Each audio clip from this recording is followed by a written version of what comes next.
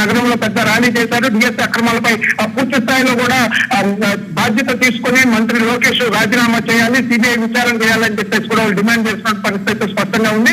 అయితే ఈ నేపథ్యంలో ర్యాలీ అంతా పూర్తయి ఆర్డీఓ కార్యాలయానికి చేరుకుంది. ఆర్డీఓ కార్యాలయానికి చేరుకున్న నేపథ్యంలో వైఎస్ అవినాష్ రెడ్డి ఇతర నేతలందరూ కూడా ఆ లోపలికి వెళ్లి ఏదైతే ఆర్డీఓకి వినతి పత్రం ఇచ్చేందుకు ప్రయత్నం చేస్తున్న సందర్భంలో కార్యకర్తలు కూడా అవినాష్ రెడ్డితో పాటు లోపలికి వెళ్లేందుకు ప్రయత్నించారు. దీంతో 20 మందికి అనుమతి ఉందని చెప్పేసి గేట్లు మూసేసి ఎవరైతే కార్యకర్తలు లోపలికి వచ్చే ప్రయత్నం చేస్తారో వాళ్ళందరి మీద కూడా విచక్షణారహితంగా లాఠీ చార్జ్ చేసినటువంటి పరిస్థితి ఉంది. డిఎస్పీ మురళీ నాయక్ ఆధ్వర్యంలో పూర్తి స్థాయిలో వైఎస్ఆర్ శ్రేణుల్ని చెల్లాచెదరగా చేసి లాఠీ చార్జ్ చేసినటువంటి పరిస్థితి స్పష్టంగా అనిపిస్తుంది.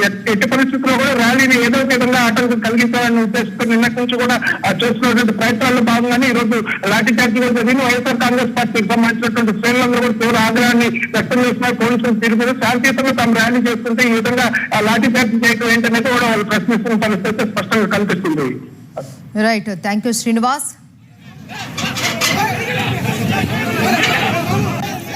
వైఎస్ఆర్ జిల్లా పులివెందల్లో శాంతియుతంగా నిరసన ర్యాలీ చేస్తున్న వైఎస్ఆర్సీపీ శ్రేణులపై పోలీసులు కర్కశంగా ప్రవర్తిస్తున్న దృశ్యాలు చూస్తూ ఉన్నాం.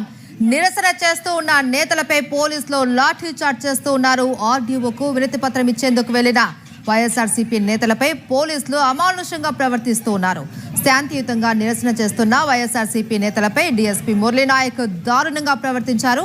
డీఎస్పీ మురళీ నాయక్ తీరుపై వైఎస్ఆర్సీపీ నేతలు ఆగ్రహం వ్యక్తం చేస్తున్నారు.